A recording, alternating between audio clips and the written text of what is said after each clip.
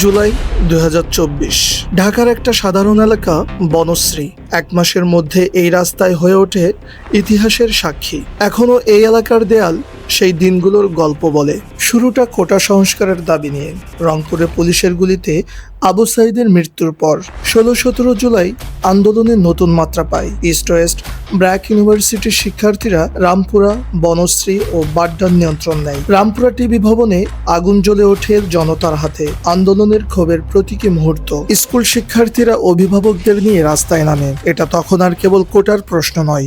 ওইদিকে তো আমরা তো বাসা থেকে বাইরে নেই। পরে গুলাগুলির পরে যখন ঠান্ডা হয়েছে দেখি আমার এক শাটারে একটা গুলি লাগছে।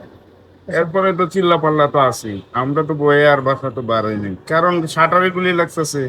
তাহলে আমরা বাইরে এসে যাচ্ছি গুলি কেমন বাসার ভিতরে। আচ্ছা, সেদিন কি মানুষের উপস্থিতি অনেক ছিল এরিয়ায়? হ্যাঁ, অনেক ছিল। আপনার জানা মতে কতজন মানুষ এই দিকে গুলিবিদ্ধ হয়েছে বলে মনে হয় আপনার? এটা তো আপনি বের হননি, তারপরেও এদিক দিয়ে ৪-৫টা রেজিস্টার নিয়ে গেছে, গুলি গেছে। ন্যায় বিচারের প্রশ্ন। বনশ্রীর অলিতে গলিতে আঁকা আলপনা হয়ে ওঠে প্রতিরোধের ভাষা, যা পরে ছড়িয়ে পড়ে বিশ্বজুড়ে। বিজিবির গুলিতে প্রাণহানি, মেরাদিয়ায় ভবনের ছাদ থেকে গুলিবিদ্ধ হওয়ার ঘটনা। শ্রাবণের বৃষ্টিও থামাতে পারেনি প্রতিরোধ। রাতের বেলা শান্তা বিল্ডিং এর আশপাশে চলে গেরিলা ধরনের সংঘর্ষ। হইলো আপনার, আমরা জুম্মার নামাজ পড়া সবাই একসাথে এদিক দিয়ে আসতেছি। আসার পরে টিভি সেন্টার যাবার আগেই যখন এইদিকে এরা পাখির মতো গুলি ছুটতেছে, তখন গুলি লাগিয়া আমার এই রোডের মাথার কেন ৫-৫ বয়সী লোকটা লগে লগে মারা গেল।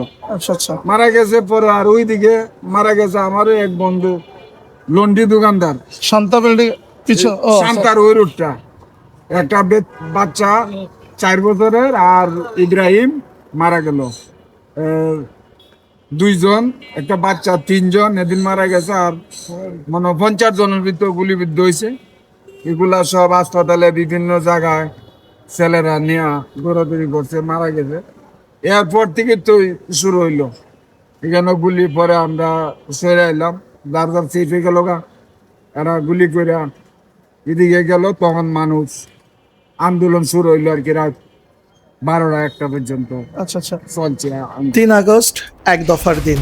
বনশ্রীর দেয়ালে দেয়ালে আঁকা হয় সরকার পতনের গ্রাফিতি। ৫ আগস্ট সকাল থেকেই ইস্ট ওয়েস্ট ইউনিভার্সিটি ও বনশ্রী এলাকায় শুরু হয় শেষ প্রতিরোধ। ১৪৪ ধারা আর কারফিউ ভেঙে জনতা দখল করে নেয় রাজপথ। অবস্থা আপনার খুবই ভয়াবহ ছিল। এটা ওই দিনকের সঠিক জানি না কত তারিখ, সম্ভবত ৪ তারিখ হবে, শুক্রবার। এখানে জুমার নামাজ পরে সবাই আসছিলাম, তখন আপনার এখানে একটা লোক বিজিবি গুলি করছে, এমনকি এখান থেকে ডাইরেক্ট মার্ডার হয়ে গেছে। এমনকি একটা গুলি এখানে এসে লাগছে, এই গুলিটা ওই দিনকে দুপুরে। আর একটা গুলি ও একদম বরাবর গেছে গা, মেন রোড থেকে মারছে। তারপর থেকে মোটামুটি আতঙ্কের ভিতরে ছিলাম। দোকানপাট মোটামুটি সবে বন্ধ ছিল, কিছু দোকানপাট খোলা ছিল, ঔষধ এইরকম কিছু। তারপরে আস্তে আস্তে সবাই আতঙ্কের ভিতরে ছিলাম আমরা এলাকাবাসী। তারপর সব আপনার মেন রোড তো দূরের কথা, সিপাই সাপাই কোন রোডের লোকজন ছিলাম না। তারপর সন্ধ্যার দিকে আমরা শুনতে পাচ্ছি যে বিজিবি গুলি করে বা র্যাব গুলি করে এইরকম। তারপর আপনার সন্ধ্যা ৮টার দিকে হবে, এটা আপনার বিজিবি না সম্ভবত, এটা হবে আপনার বিএসএফ ভারতে, এরকম হবে।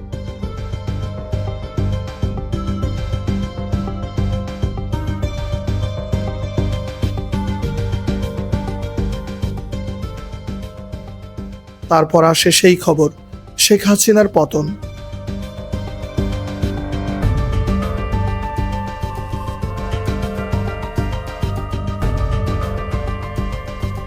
আজ বনশ্রীর রাস্তায় আবার মানুষ হাঁটে আগের মতোই, কিন্তু দেয়ালের রং আর মানুষের স্মৃতিতে ২০২৪-এর জুলাই রয়ে গেছে স্থায়ীভাবে।